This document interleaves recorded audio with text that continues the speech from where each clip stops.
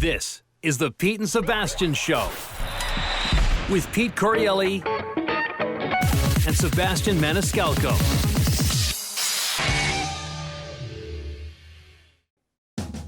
Pete and Sebastian Show. We are back, baby. What's going on, Sebastian? Here we go. I'm at the iHeart studio. How are you, bro? I feel like it's really official over there because you're tagged with iHeart microphones, and it feels like you're in a superior environment.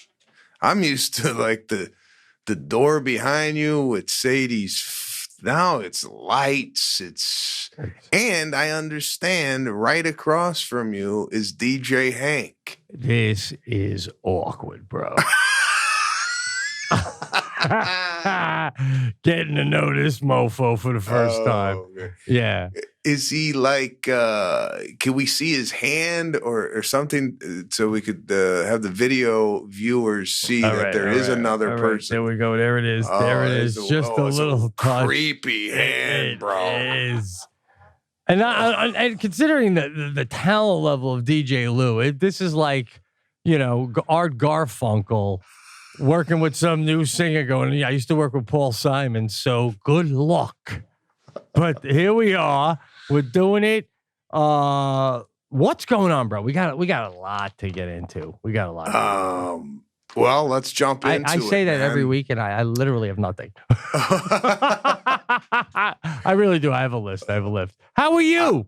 I'm good. I got here an hour early because I didn't check my message right that this thing started at 6:30. So I was just out in the lobby screwing around on my phone just to let the listeners know the valet is another guy today. So who's still angry, but not as angry as the first one. So no problems there. But I did have a problem on a flight coming back from New York to Los Angeles. Let's do flight stuff. DJ Hank, get us flight music because I got flight stuff too. I love because we got away from this for like season 7. Wait, how many seasons would you say we have now, bro?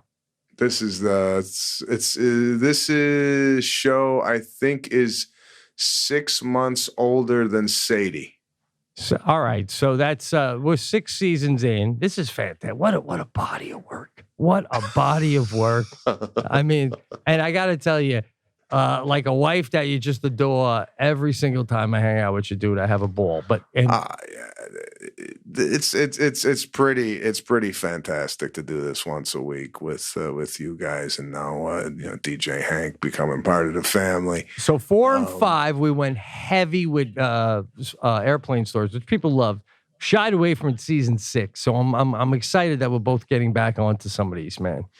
Yeah, and from what I understand, the listeners really do gravitate towards the airline stories. But here's mine.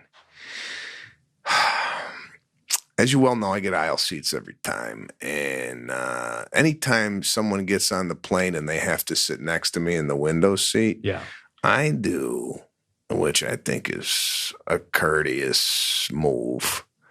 I get up out of my seat and I let that person get in and get situated. I don't move my knees up to my chest and have them creep in. I do a full get up in the aisle and let them sweep in. Love it. I don't even buckle in. When I have the aisle, I don't buckle in till my window guy has shown up.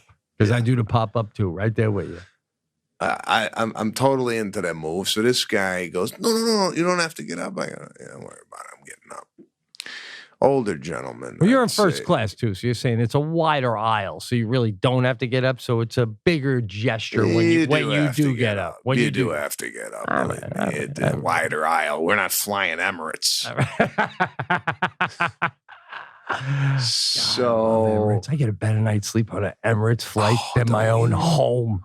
It's beautiful. And what Emirates does with their flight attendants, it is just first of all, I think they're all at least in their mid-20s. And then they got that hat on with the little scarf attached to the hat that tucks into the shoulder somewhere. It's almost as if over there, it's bigger to become a flight attendant for Emirates than to become a supermodel in that neck of the woods. You ever see them come in a bunch? An Emirates group of flight attendants coming down in the airport in a bunch. They look like a pop band. They do, man. Like the Spice Girls. All well put together, all in shape. Absolutely. Beautiful women. Totally the antithesis of what you see here in the United States. But this guy gets in. Let me paint a picture. He's about 65. Yeah. Flight takes off, and I'm out cold, by the way. No mask again, and mouth wide open. Good for you. Good for you, man. Daring the corona to come diving in that mouth. Oh, man. So I get up due to some turbulence. There was some turbulence on the plane. Not a lot, but enough to wake me up. I don't sleep very deep on a plane anyway. Yeah. And the guy next to me lifts up his drape or his slide and looks out the window and then shuts it.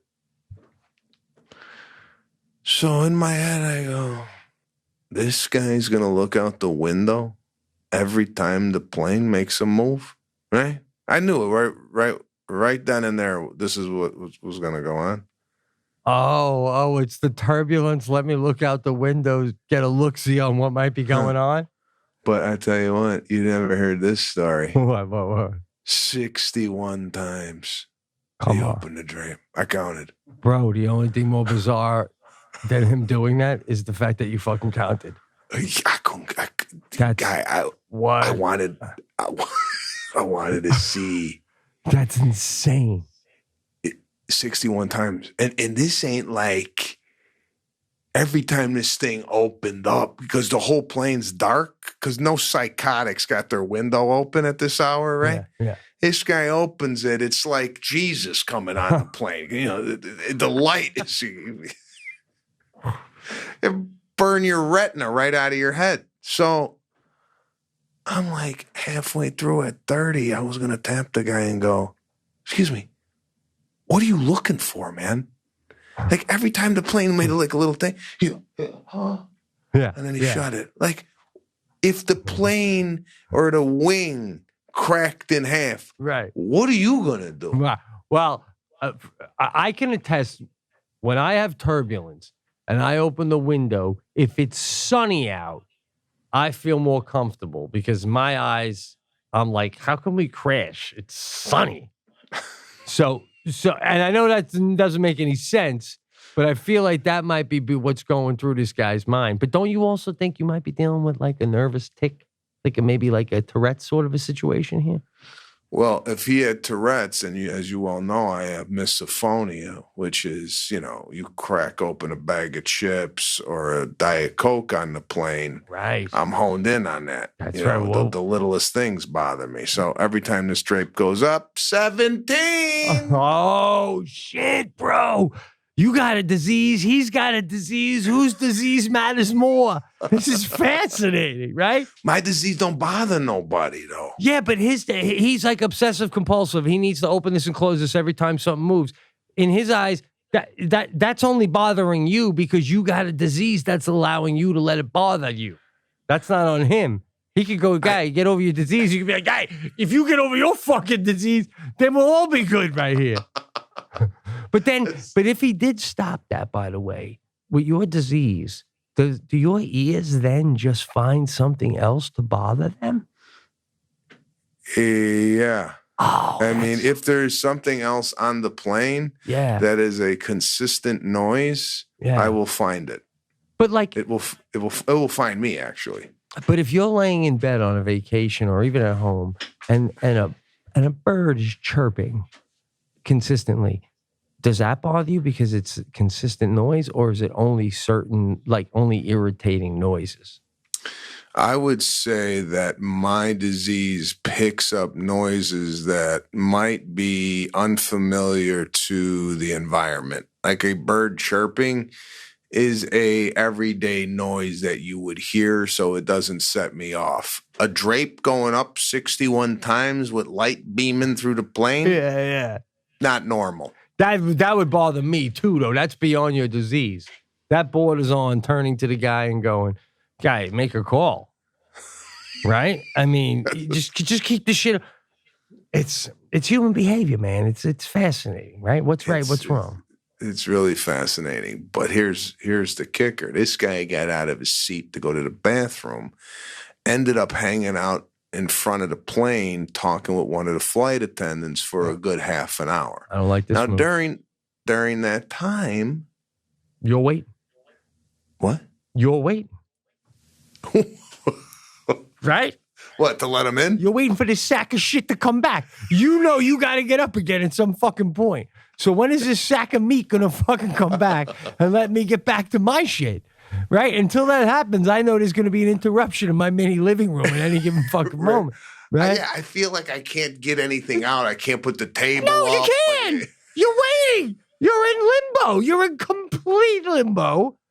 And that's and that's not in the spirit of having the window seat. When you have the window seat, you don't go linger and come back here and there like a stray fucking cat, guy. Get in there, tuck in, and and hold in your pisses each time as long as you can, right? No, I agree, man. Once you have the window seat, you have to take in consideration the aisle guy or woman who is sitting there. And this guy was up for a half an hour.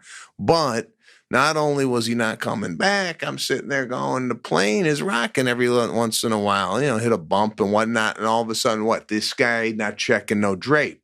Like, if he was so worried, why isn't he going to that weird door with that weird window? You ever see that? That little window? Yeah. The window in the door? Why isn't he checking that every time the plane moves? What, he sits down, he's got to do it? No, bro. It's the same reason that you're not hearing noises when you go to the bathroom, because you're multitasking. You got something else taking your mind off it.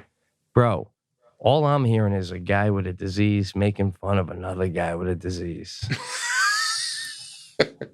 Is there anyone other way to see it, DJ Hank?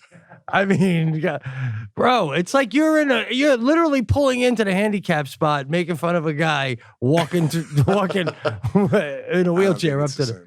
Hey, I don't think it's the same. My disease don't bother you, though. I was saying, like, this guy's disease of obsessive compulsive is bothering everybody on the plane because the light is coming in. Well, let's take your other disease. I mean, if you had a bad situation where you weren't able to book in advance and you had the window seat and I had the aisle seat and you needed to switch seats with me or something, that's like a big deal. That's a disease. You know what I'm saying? I wouldn't ask. You know I'm doing this to bust your balls. I know, but I had another instance where I got on the plane. Yeah. And I go to my seat. Someone's in it. Here we go. Here we go. All right. I analyze the situation before I even get to the seat, right? I'm in 2C. It's an aisle. I turn the corner. I looked at 2C. Someone's in it. And she's talking to the person next to her. So I'm like, oh, it's a couple. And by the way, it's never in 20 years of flying an overbooking. I have never had someone show me their ticket and we both got 2C. Yeah. Ever. No. So you're already dealing with someone who's fucked up. Yeah, I assess that if you had the balls to sit in my seat already. Guy, keep in mind, it doesn't have Maniscalco on the fucking back of the seat. 2C is Maniscalco's for this flight. Yeah, I know, but it's not like they go, oh, there's Sebastian's seat. I have sat in the wrong seat. It's embarrassing, but I've done it. Have you? Yeah, I have done it. Oh, okay. But I have not. I've done it by accident. I never have done it on purpose. And that's what you think is going on right now? Absolutely. I've done this with my wife where we've been split up and my wife has said, just sit down? They'll switch. And I go, I ain't taking this person's seat. I'm not going to get it warm. I'm not going to do any of that. I'll stand in the aisle, wait for that person to come, and ask them standing. Absolutely. Okay, that's the etiquette on that. That's not etiquette. It's class. It is class, and I'm looking for the same in return. But I get there, and I go, excuse me. She goes, yeah. Like, already she knew? Yeah. Could you just sit here? Shh.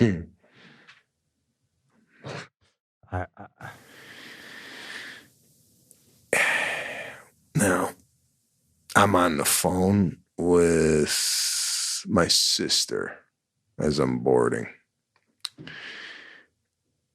And before I go into the conversation with this woman, I tell my sister, listen in on this. I want you to hear what happens. Because I didn't know where this was going to go. Yeah. And lucky enough, the seat was right next to her, which was the aisle, which I had no problem switching. I hear that. It's so because it's the same seat, did you just sit in it, or did you need? Are we losing something? No. Oh, or did you feel the need to let her know, I'm going to take this seat because it's the equivalent to the one that I had that you're in right now, but I am not happy with the way you asked. Did you just take it? Because if you just take it, then nothing was accomplished here. She didn't even give me, it's like this. Now that we have the video, you're me. Yeah. This is her. Right. She's talking.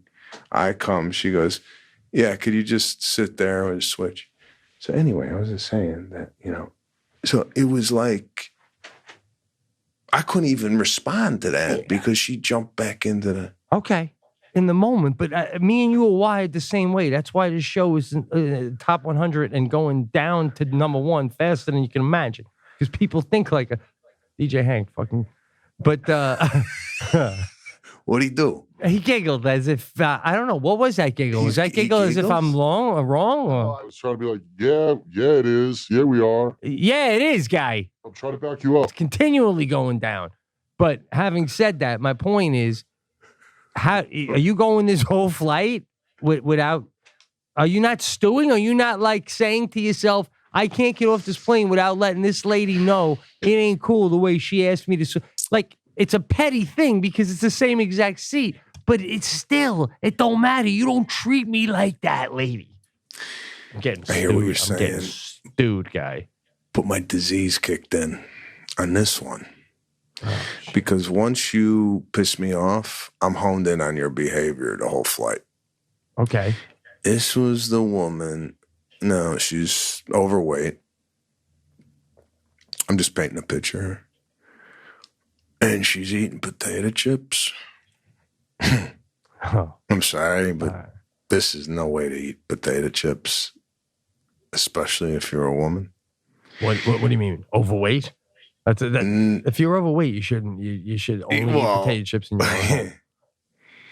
She did. You ever see the people do a funnel on the cake or on the chips, where they take the bag? Oh yeah, and the remnants below, like the chips are gone. Yeah. Right now, they're gonna funnel crumbs. Mm-hmm. And you do that light finger tap at the bottom. Par for the course for this one. You know what I'm saying? It's like that behavior matched the behavior in the beginning of the flight. And I go, it's just, she was moving around a lot, asking questions to the flight attendant. The internet wasn't working on the flight. And if the internet's not working on the flight, I don't say nothing. I don't go up to the flight attendant and go, the internet's not working. What is she going to do? Climb out on top of the plane at 40,000 feet and fix it? Right. What are you going to do? Even like I told you when I was hot and the temperature was fucked up in the back of my plane, I'm like, I ain't going to do anything about it, but I'm going to tell the fucking pilot this shit was bullshit as I'm getting off. I'm right there. So I love the fact that, okay, this lady pisses you off. I'm right there with you. Then she does the canoe with the potato chips. And then you go, this ain't worth it. This is like yelling at a dog that doesn't even know what it did wrong. Yeah, it's speaking like English to someone who's Chinese. You know, what's it going to do? Yeah, it's going to do nothing. You know, it's going to roll right off. So what's the point? Exactly, man. So, yeah, so the internet's not working. And the woman's like, well, if you shut your phone off and then maybe reboot it. Like, well, no, that's not working either. I just want to get online. It's just it's not working. Read. Oh, no. Just read something. If you are on a plane and you tell them the internet's not working or the movie's not working, you know what that's going to result in? An announcement from the flight attendant telling everybody else the same shit you just told her. That's all they're going to do. It just came to our attention that the internet isn't working. We're working diligently on it in our heads. We're trying to mime it together as we sit in our fucking... We're doing nothing. We're doing nothing. You don't have it. I don't give a shit. Excuse me, Corona. Oh, yeah. Bro, I think I just picked it up from the microphone. You probably got it. Oh, yeah. Oh, yeah.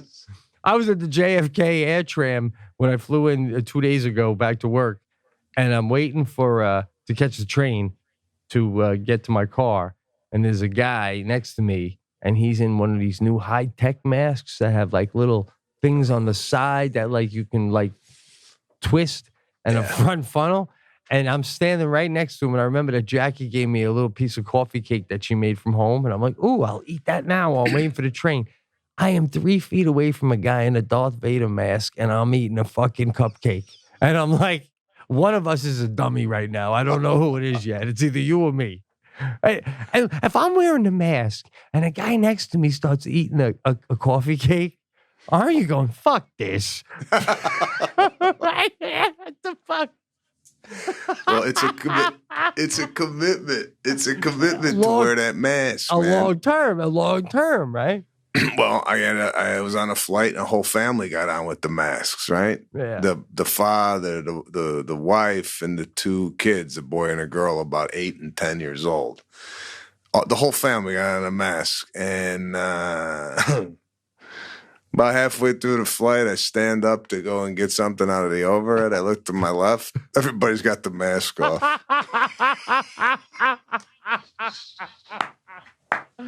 Oh, and you almost want to go up and go, how much of a yo-yo do you feel like for wearing that shit all the way through the checkpoint? So I did something. Wait, what are you going to die? A half hour after me? What the fuck? Shit. You're gonna die.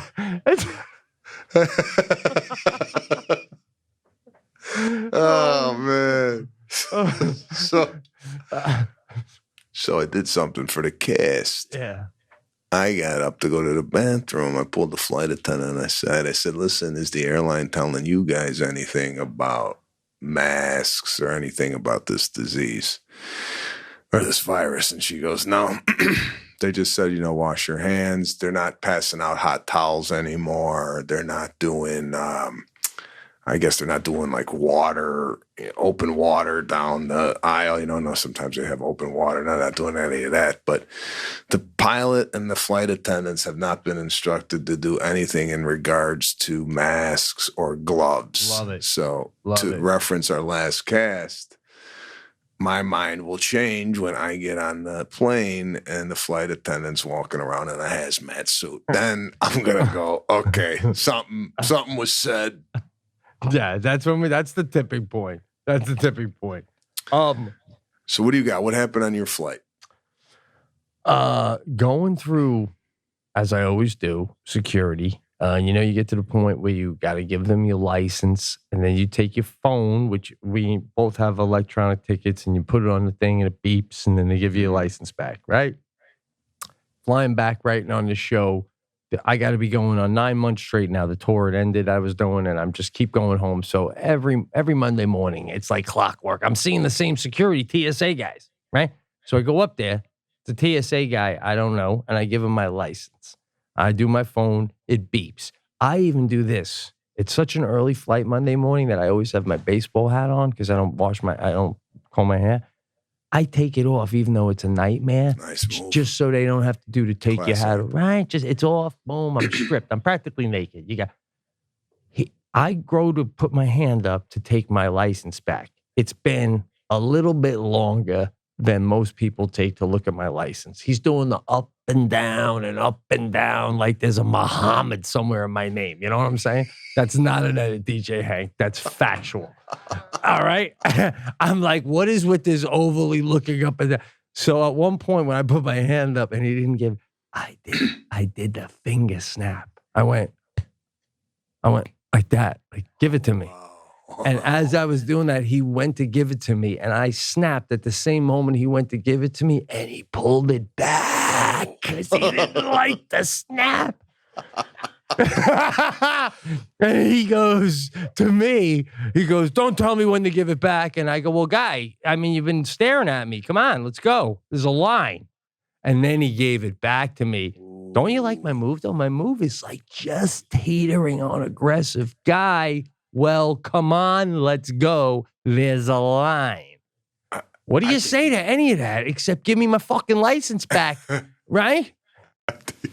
I think the aggressive was in the snap. That came out of nowhere. I didn't expect that myself, but it was just I brought my hand up, and usually the license is coming at the moment it wasn't. I was like, guy, and then I go through security, and I got these new laces I got at the Montreal Festival in my little goodie bag. They're elastic laces that you put on your shoe, and the way it works is, and you don't have to tie your shoe, you just slide your shoe in every time. You understand what I'm saying? Your foot? Yeah, you slide your foot into the shoe. So I got these on my new Puma sneakers, and when I'm going through, after I do the snap on the other end, I can't get because of my hip, I can't get my shoe on. I can't, because a lot of times now I'm at the point where I have to lay down on my bed like this, on my back, and then bring my foot up to me and just get the front of the sock over and then start to pull it like this. And I do the same. Listen, once I get the sock and shoe on, I'm fine. I'm in no more pain, but that is a hard thing. I can't get the shoe on. And I'm doing this balance thing on the side of the x-ray machine, and I'm pulling, and I keep falling, and then I finally pull it on. And I hear a guy behind me go, wow, that was impressive. And as I'm turning around, I go, no, what that was pathetic. And I look at him, and he's about 67. Him and his wife are clearly going to Florida. There's so many of them flying right now. And he goes, nah, to me, that was impressive. Is it the hip or the knee? Oh, my God. And then I go, it's the hip, but I'm getting it fixed May 12th. Enjoy Florida. He goes, oh, bro, I'm sniffing senior citizen. If I had binoculars, I can just see the tip of him.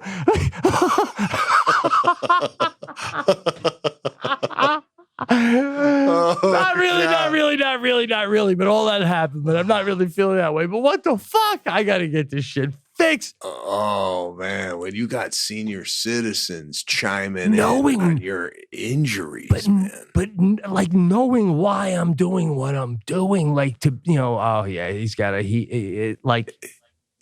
you got to be old to know an old problem, right? Yeah. Fuck. That's an edit, DJ Hank. Edit. DJ Hank. By the way, what does DJ Hank look like? Oh, bro. Now you're making me do improv. Oh, he's got a full head. He's got a full head of hair. He doesn't smoke cigarettes, and he loves Nirvana and hates Pearl Jam. God damn. So, bro, I'm in the writer's room the other day, right? This is going to take you back to high school. I'm in the writer's room with the Kevin James Netflix sitcom, The Crew, coming out on Netflix, right? Not out yet. It's a long fucking day and da-da-da. And I'm doing the rub the face thing like that, right? Yeah. And I'm doing rub the face, and I'm doing it. And then what I do is I hold my script up and I pretend I'm looking at something up close in it, but I'm catching a 10-second nap. Oh, wow. I do that. This is 8th grade. Then another move I do is I whip the chair around because it's a full rotation chair. So I'll whip it around to the outside where no one can see me, like to the where the window is. And I pretend I'm looking out the window, but I'm sleeping. It's all these brutal moves, these fucking brutal moves that I do. Then sometimes I'll leave the room and I'll go in my office and I'll set my alarm on my phone for 5 minutes. But I know when it goes off, I have to catch it after the first, you know when your phone goes, I have to catch it after the first one, or else I know they'll go, did he just go in his office to take a 5-minute nap? Right? These are techniques I'm doing, right? So now I got my face in my hand, right? And you ever did this is gonna take you back to high school, right? I pulled my hand, there's fucking blood on my hand. Right? So now I'm like, what the fuck is going on? So then the first thing is you put your hand back over your face because obviously there must be blood coming from that area and nobody's seen it yet, you know? And I didn't want to do a jump up and rush out move. So I'm looking around to see if anyone I'm looking to see if anyone might have been looking at me like he's fucking bleeding and he doesn't even know it's a fucking animal, right? Then I do the casual get up out of the room and I go in the bathroom and I got like a streak of blood on my eyebrow, like a decent amount. Like if you looked at me, you'd be like, dude, is there a gash on your eyebrow? So I'm like, what the fuck is going on? So I start to rinse my eyebrow and then there's no blood there. And I'm like, what the? And as I'm looking at myself in the mirror, there's one little pore in my nose that I scratched during the show, and blood just keeps bubbling out of me. And it won't stop bubbling out of this one fucking pore. You ever have that, right? So now I'm taking like toilet paper and I'm pressing it on there and it won't stop. And then I have to take a napkin and press it there and hold it for like 10 minutes. To get it to finally stop. It wasn't my nose. It was one of the holes on my nose.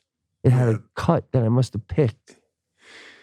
And it reminded me of high school when you pick a zit and you put the piece of paper on your zit till it dries and you look at it to see if there's still blood on it. Oh God, bro, I got to get back to straight stand up. Listen, man. This, in my opinion, would have been the perfect time to go back in the room without any napkin on your nose or no pressure, nothing, and just be pitching an idea and just have you bleed all over the paper, right? As you're pitching the idea. And then someone go, Pete, you're bleeding. You're like, oh my God. Give you an excuse to go out of the room and give you at least a half-hour nap, right? He's not really napping; he's clotting. Give him time. Think doesn't blood get you out of anything for at least a half hour? Yeah, but doesn't blood also change people's perspective of you for the rest of your life? Like right now, if I'm doing the show with you and you start to have a bloody nose, I would think a little less of you forever. I would be like, oh my God, DJ Hank, remember that time we were doing a show and he just started fucking bleeding? It's fucking gross. It's so, if it's fucking, you're bleeding, what are you? Yeah, no, I know it's not a good look. It's a bad look, dude. Yeah, I mean, I used to think of those people that just got bloody noses out of nowhere as kids were weird, you know? Like I get those. I had those growing up. I had a problem with my septum. Yeah, well, I was looking at you. If I was in your school, I'd come home and tell my mother, this fucking Pete's bleeding all over the notebook. I did that. A girl I liked in 3rd grade, I dripped blood on her math book and she went, ew, ew. That's it. She'll never like me. Fucking blood on her. Oh man, no, but bro, you should have used that to your advantage here. You don't care. I mean, what the writers think of your bloody nose. You should have just said, "Oh no, I gotta go," and then it could have been a good excuse to leave for the day. Yeah. I mean, maybe you're right, but it's like the whole idea of just being, in a position where I'm in the bathroom trying to get my blood nose to clot so that they're not wondering where I am. What am I, Listen. I'm surprised. You're trying to catch Z's in 4 or 5 different incidents. Like, how many times are you trying to sleep during a work day? It's Monday's the brutal one because I get up at 3 a.m. Sunday night. I get up at 3 a.m. after hanging out with my wife, and I drive to the airport, and I get on a 5 a.m. flight to Long Island. Then I get there at 9 a.m., and we have a table read at 10. So at 9 a.m., I lay down in my office and I take my jacket and I bunch it up and I sleep on it. Then by about 9:30, I'm out. I'm out on this hard floor like Papillon, bro. And then about 9, what a reference. Does no one get the fucking Papillon? Unbelievable. By about 9. The way you say it? What the hell's Papillon? Papillon, the guy who was in the jail in French Guinea, the famous movie that was remade by Papillon? It's a famous movie. I haven't been here that long. This is our Hank over here, but I'm willing to bet that Pete is mispronouncing that. It's not. It's pronounced right. What's the movie called? It's the original star was Steve McQueen. It's called Papillon. It's based on a true story about a French guy who was framed and put in a French prison. These horrible prison conditions. Hey, Mark, could you hear me in there? Yeah. I didn't know I could utilize Mark in this way. Could you look up something on your computer? Could you talk on that thing? Can you hear me in your headphones? Yeah. Could you hear Mark? Yeah. I got my own Hank. Let's do it. Can I'm so sorry for this show to be great. I need to pee for 5 minutes. Yeah, go ahead. Oh, we're back, bro. So sorry. What a relief. No problem. Did you look up Papillon? Yeah, it's close, but we don't know if the pronunciation is dead on. But anyway, that's what I do in my office. It's a great movie. You got to see it. And then they remade it. His name was Charlie something from Sons of Anarchy. It's a true story, dude. You love top 5 best movies I've ever seen in my entire life. All right, I'll check and co-starring, you won't, but co-starring Dustin Hoffman. Fantastic. Dude, I got a side thing I wanted to ask you. I want your opinion. This is the kind of stuff I love, these kind of questions on the cast. My father-in-law, let's be honest, he's in his late 80s, and don't get me wrong, 2 weeks ago in his late 80s, he did 15 miles. He went and did Jackie's spin class with her and did 15 miles. So he's still doing that, right? But, you can start to see, he's 87, and it's like you can start to see we're definitely in the last few years of, not the last few, but we're at the end. I know he knows I love his daughter. And I know I love the guy. He loves me. He's like a second father, and we got a great relationship. And da. But I just spent Saturday afternoon with him, and I came this close. We're at a party to leaning over and saying to him in private while we're having a beer, and I didn't. But I want to say it to him before he passes. Yeah.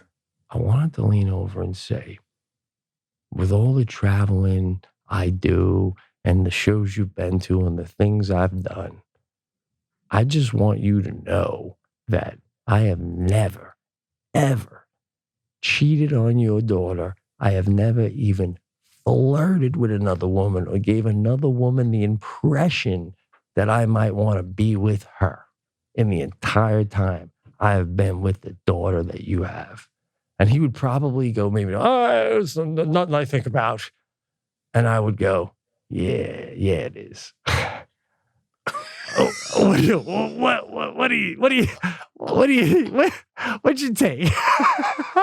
Like, if you were on your deathbed and the guy leaned over, Serafina's husband leaned over and said to you, I have never cheated on your daughter or thought about another woman or anything, wouldn't you be like, nice? No, you know what I'd do? What? You did something. Actually, with your connection, you'd go, I know. I've had you tracked for the last 30. but do you think he'd want to know that? Or do you think he knows that? Well, or? he threw me for a loop here because I thought you were going down another tunnel. I thought you were going to say, listen, I just want you to know that, I don't know if I've ever told you this before, but and I'd rather tell you now than when maybe you can't hear this or whatnot, but you've been an unbelievable second father to me. And I couldn't have asked a better family to be a part of. And I just want you to know that. I know sometimes I never, share my feelings, but I just wanted to tell you that. I think if you went that route, it would be a lot more, I don't know. I mean, dude, to bring up, highly disagree, bro. Highly. Dude, I would rather have the exact opposite. I would rather be on my deathbed and have my son-in-law say to me, I've never cheated on your daughter. I love her to death. I've never even flirted with anyone else, but you're a fucking asshole. I can't stand you. And then I die. That's fine. Just don't cheat on my kid. No. I don't know where that comes from. If I'm sitting there hooked up to tubes with a breathing mask and Serafina's husband said, just want you to know I never cheated on your daughter, I would automatically take off the mask and go, who'd you fuck? Oh, you wouldn't believe him, huh? Yeah.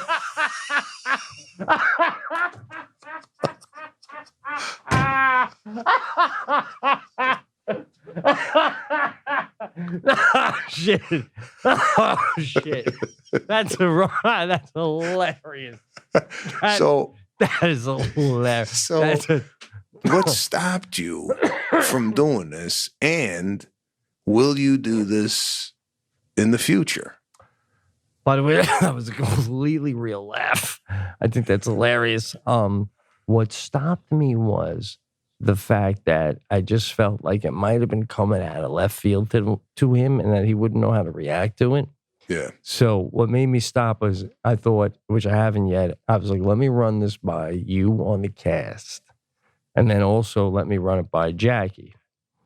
And because I know there's a certain, he sees me, he knows the way I'm with his wife, and I know his daughter, and I know in his eyes, he's probably like, he's always been great and he's wonderful. But dude, we don't have normal lives. I'm not going into Chase Bank every week and getting behind the glass. He's been to shows where there are people that, want to meet me and da-da-da. So I just thought it'd be a little nice, like, little gift basket, a going-away basket. Just to know. I feel like... let you know. Here's your parting gift. What? Dude, where am I going? I saw a photo the other day of Eddie Vedder with his wife of many years now. I had a discussion with DJ Lou recently where I was like, whoa, man, he must have been with her a while. She doesn't... Anyway... they've been together a long time. And she, based just on the photo and the way she was hugging him and holding him, it seemed pretty clear to me that this woman ain't down with the whole way you can bang who you want when you're in Milwaukee, but when you're home, you're with, nah. She looked like the kind of, if we're doing this, you ain't being with anyone else. Yeah. So he probably said, we're doing that, and that's, I love you to death. I'm Eddie Vedder, but I'm still going to be a one woman. I'm going to write songs about you. But if I was that woman's dad, it would be a nice touch if Eddie Vedder came up to me on my deathbed and said, hey, listen, I've been true to the whole thing. I haven't banged anybody. Are you serious? Yeah. I'm like, dude, that means a lot to me because I really think you can probably fuck people. So, I'm just saying it's a nice touch. Have you asked Jackie yet? I've done it with Jackie. I've said to Jackie, I just want you to know in all these years, I've never even flirted with another woman. You don't ever have to worry about da-da-da. And she looks at me and says, what do you want, a fucking medal? You want a fucking medal? That's what you do. That's the commitment. I go, yeah, no, I'm just saying, Then I start throwing other dudes under the bus. But sometimes it's like, it's a pretty big deal to not cheat on your wife these days, right? It's like, barely when the norm seems to be everybody is doing it. I was asking if you had brought this up to Jackie in regards to her father. What? No, I've only brought it up to you. I'm going to bring it up to her next weekend. What do you think she's going to say? I got to think she's going to go, Pete, don't do that. I think she's going to say, I think my dad doesn't think about that, and I think he thinks you haven't. And I'm like, you know what, though? That's the thing. You're a woman, and you're not the father of a daughter. And you can say all that you want. But I think if the father truly believes that the son-in-law is being honest with him, and that son-in-law says, hey, let's grab a beer. I even thought about doing it over a beer with him. Just like, yeah. Just want you to know, in all these years, I've been true to your daughter. Completely true. Never even flirted. And then he'd go, I never thought you would. Like, yeah. I just can't think that's just not what nice. Response are you looking for? I mean, nothing. I just want him to know. It's like no different than telling my daughter I love her. I just like if my dad said to me on his deathbed, I never cheated on your mother, I would go, wow, I definitely thought you did like 2-3 times. Good to know, right? You know? I mean, even for splitting up the stuff when he dies, I'd be like, wouldn't you feel it's a big thing, man? It's a big thing. Not cheating on your wife and like not even having a tough time doing it, just being that much in love. That's as much as of accomplishment as whatever you did at your job for 30 years, and vice versa, man. You couldn't imagine your wife cheating on you, right? Like, no, it would be devastating. Devastating. And I would never, any other woman after that, I am so out there. Like, I am so trusted to my wife that if she cheated on me, any other woman, I'd just be like, listen, you are getting a damaged goods right now. You're getting damaged goods. There will never be a time when you don't go to 7-Eleven where I think you're blowing somebody. If you can live with that, then let's do this. But we are out there, right, bro? We are completely exposed. Your life can be ruined. You come home a day, right? So, I mean, last week, I called Jackie, right? And she was doing something. I can't talk right now. I'm watching my favorite movie. And I'm watching a movie. I just sat down. I don't want to talk right now. And I go, that's fine. I love you, babe. Love you too. Bye. And I got off the phone. And I'm like, bro, this is total, like, right now, if you really break it down, this is like she's half naked. The guy, she's throwing it in, like, I called and she's like, I got to pick up. He's in the Days Inn in Hicksville. The fuck? It'll be weird. Yeah. And I literally thought about, do I call her back on FaceTime and make her give me a 360 in the living room right now? But you can't. You just totally trust, right? And then in hindsight, you go, I should have did the fucking panoramic 360. I should have did it. So I'm just saying, bro, we are naked, man. We are exposed and we are out there. We are in love and it's dangling. Well, listen, It's funny because, I'd have to think with technology and the way it is today that it is, and I don't know why it is as prevalent as it is, but I do not know how men think they're going to get away with cheating.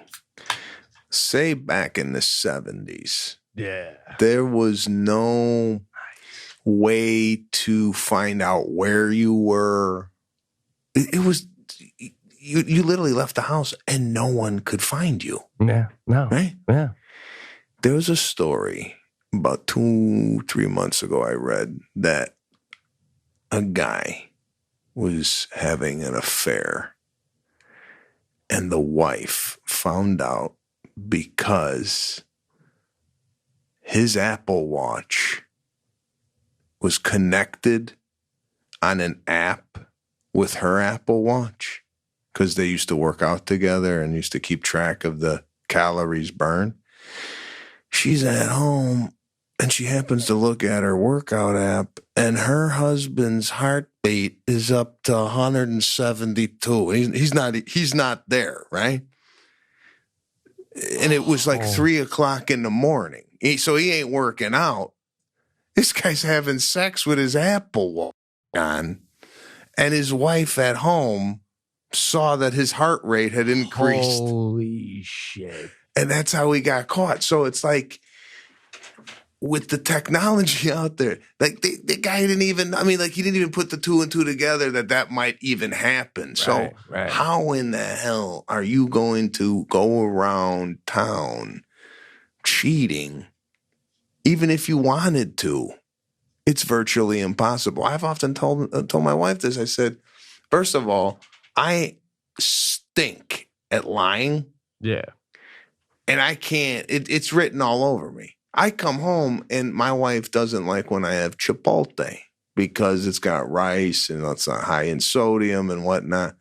So I come home and, I give her a kiss and she goes, "Did you have Chipotle?" Like right away, she knows, right? And this is with like brushing my teeth. This is what I'm worried about. I'm worried about my wife finding out that I'm going off my diet rather than sleeping with a girl.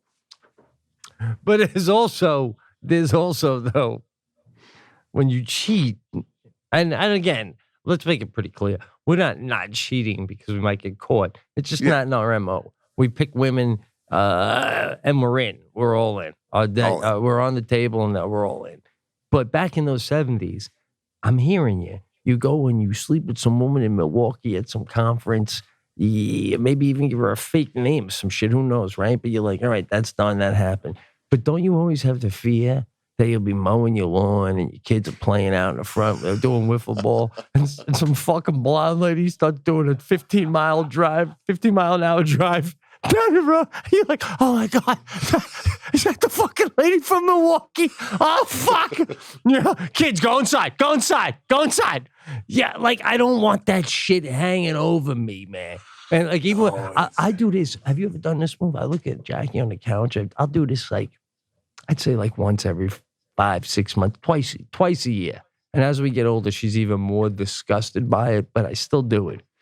We'll be on the couch, usually watching a movie, maybe with someone's cheating, and I'll pause it and I'll look at her and I'll go, baby, I've never cheated. I know.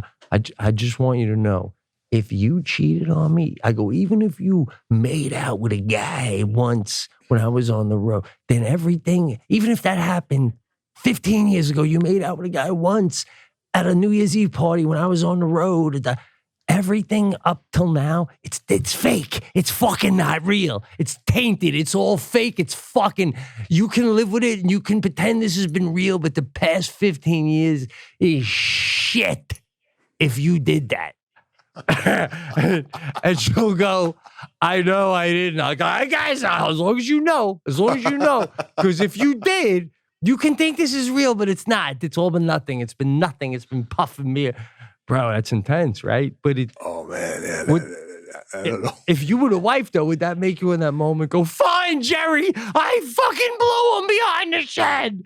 No, or would you still? I'd call my friend and go, "Can you believe this idiot? Still don't know I fucked the guy on New Year's Eve." But you're saying though, saying that to the other person, if they're hiding a secret, that's not going to make them give it up more, right? No. Yeah, it's yeah. Just let the movie play and stop. And stop bringing that up. You're right on the whole thing about in the 70s and the hanging over you. I mean, even worse would be cutting your lawn and you're emptying the bag of grass out, and from behind you hear, "Dad." Oh my God. Did you have a child? Could you imagine Sadie having a half brother? Well, what would Lana take easier? She would, because I've had this conversation with Jackie too. If a kid comes your way that looks exactly like the Schwarzenegger maid kid, you know that dude, like that thing, right? I mean that kid. Oh well, fuck. I mean that thing, meaning that situation. Yeah. But like if you saw a kid walking down the street and he's like 18 years old, he looks exactly like you, and you're like, oh yeah, that's mine. Now, but this is before Lana was in your life. Yeah. Now, then you go in with Lana and you're like, we got a wrinkle in the Maniscalco. She's got to take that kid in as a stepchild to your kids. Like, God, yeah, that's a big ask. Now, that's a big ask. And now if it's a kid that looks exactly like you that comes down the street, well, since you've been with Lana, then you run them over with your car. No, but it's a whole different ball game, right? Obviously. Then I go up to him and I go, who's your mom?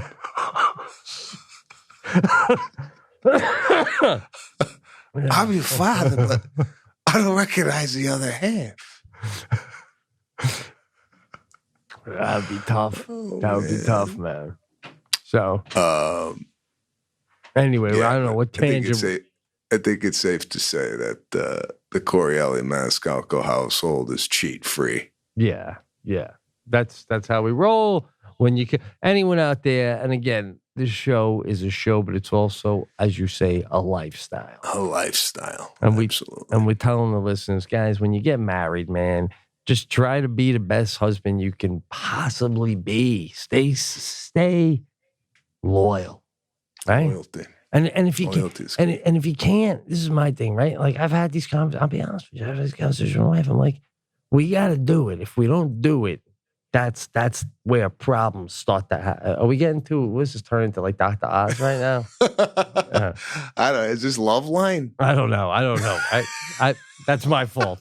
We'll move on to another topic. I want to bring up briefly my buddy Larry. I've brought up before. My buddy from childhood, one of my best buddies. We're making plans in California. I met him. You met him? Did I meet him? Well, you kind of met him. He met you in an elevator in Vegas. He was loaded, and you weren't believing that he was a friend of mine. But he was drunk. Yeah, he was drunk, but yeah, he still. And I was like, he was a little handsy on me, so I was like, all right. Oh, listen. He listens to the cast, so this is. I believe this. He does. Listen, he gets hammered. He definitely gets hammered. Yeah, he was hammered. Yeah, but we were walking to a casino. It wasn't an elevator. It was a casino. So he's a little handsy. Yeah, it's like one of these guys. I know Pete. I know Pete. He had like a little flipper going. Oh man, Jackie and I are gonna laugh so hard about this. So what are you doing? You're setting it up with him in L.A.? No, yeah. Well, anyway, we were texting about something, and he gave me to my text a thumbs up that you do the thumb, right? Yeah. So I texted to him, I go, that fucking thumbs up shit is a little bouncy. Sebastian does that all the time too. What is that shit? And he laughed. He goes, ha, ha, ha. I knew you were going to say that as soon as I sent it. And it made me make a note to say it to you too. Guy, I ain't down with the thumbs up off of what I say. I need a text back. I need words back. Yeah. I'm telling you. Because you're the one who's like pioneering this thing. Yeah, but like... Remember when we got that first one, DJ Hank? When we got that thumbs up from him, I was like, what the fuck is that? No. What is really quick and easy is when he's thumbs upping something you said, he's liking it. He likes it. What was wrong with okay? Listen. Yeah. The thumbs up comes in handy when the question is, hey, you want to do the podcast Tuesday 5:30? Boom, thumbs up. No, but that it should be, let's do it. Looking forward to it. Come on, man. What are we writing for the love letters here? No, we're not. We're continuing human contact on some fucking level, bro. I mean, thumbs up or thumbs up. If you thumbs up, I'll see you then. What the hell are you gonna? It's like there's a lot that goes with the thumbs up. You don't. What am I gonna do? Okay, no, looking forward to. Hey, yeah, Pete. Serafina. She said today that she likes broccoli. If we were standing together and we all agreed on something, you wouldn't go. You wouldn't just point your thumbs up. You'd say something. Let's keep saying shit, dude. Yeah, words. Yeah, I'm a word guy. I don't like that. I don't like that at all, man. You are a word guy. No, and you're getting to the point in your career where you're like a fucking trendsetter. So don't start this shit, guy. Trendsetter, bro. Yeah. I'm doing thumbs up to questions that I normally would say yes to. Yeah, but when people know you're doing it, then they think it's cool to do it. I started smoking because of a young Charlie Sheen. By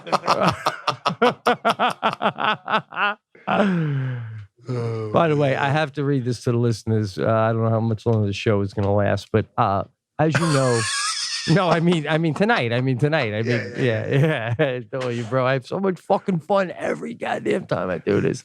So, as you know, we won the small business thing for Fredonia.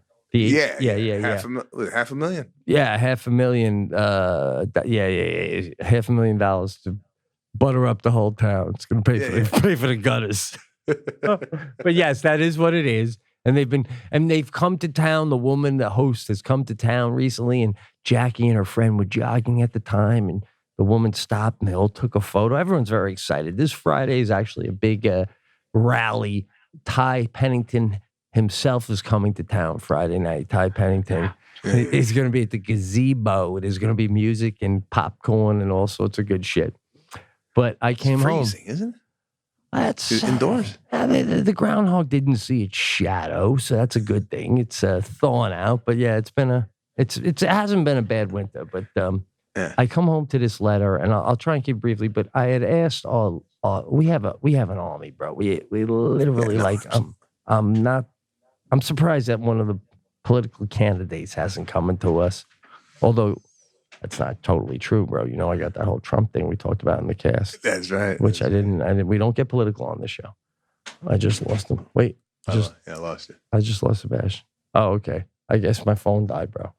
Oh, okay. So go ahead. You can finish it. So I got this letter in the mail, and I want to thank all of our podcast listeners when I asked them to vote, because I got this from the president and CEO of the Chautauqua County Chamber of Commerce.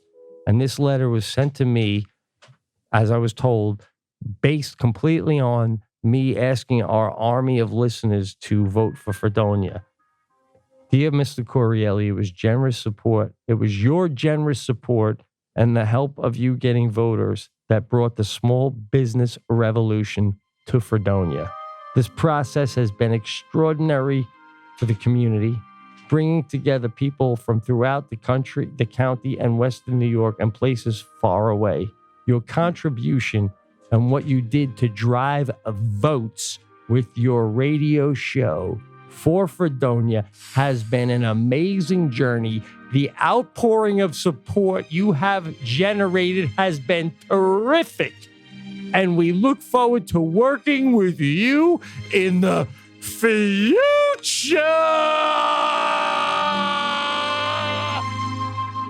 So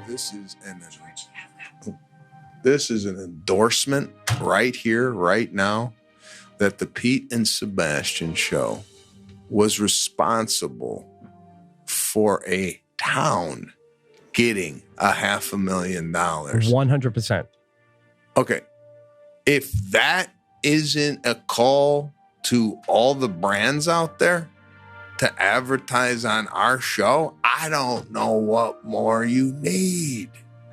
I can't imagine what more you would need. This is the exact shit that is going to get J.J. Watt into the White House.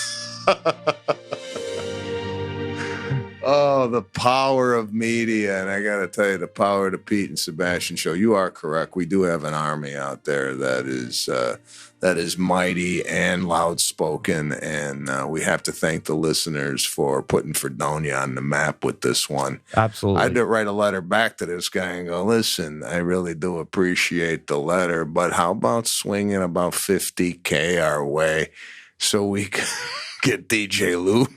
Yeah. Well, yeah. We do got to get DJ Lou back. We all know that. No offense to you, DJ Hank, sitting right across from me. I'm trying my best. You know what I want? Like the old days, dude, when like a new sheriff comes to town or something. I want for my work and for what the people did with the podcast for us. Mm-hmm. I want Ty Pennington to come to my house and have dinner with me and my wife and daughter. A homemade meal by Jackie. Is that asking too much? Little fish tacos with Ty Pennington in the fucking dining room in Fredonia. Yeah, you know what though? I'm gonna have to go a step further with this.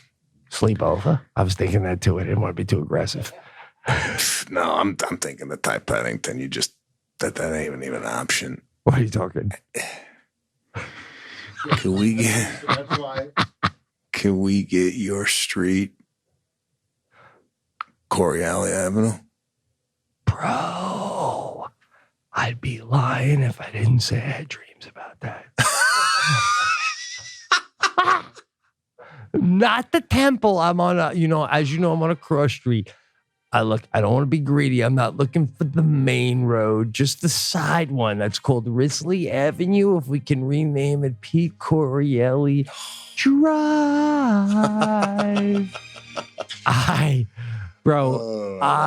If I had a heart attack and as I'm dying and I'm holding my heart, if I knew there was a street named after me, I wouldn't mind going, bro. If that, and I knew my daughter's husband never fucked anyone else.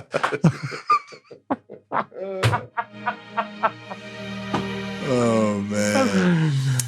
All right, I got to get out of here. It's been a blast. Cliffhanger. Had lunch with Rappaport. I'll get into that next show. Save that for next time. Great hanging with you, bro. Great hang. I got a quick announcement. April 27th on a Monday. Just announced. Tickets are on sale for the Netflix Comedy Festival. First ever here in Los Angeles. I'm doing a show at the Wiltern Theater. It's on a Monday night. I'm kicking off the festival. Get your tickets at SebastianLive.com. Do we have any movie news coming up, bro? There's gotta be more movies down the line. We'll get into that later. I mean, it's gotta be. There is something that happened today. Nice. But I'm going to save it for next cast. It's not so much a movie story, but a story surrounding a movie. So we will save that for next week. Got to thank all the listeners for listening to the Pete and Sebastian Show. We will see you same time next week. Anything else? No, man. Just great hanging, bro. Had a lot of fun as always. You got it. Take care.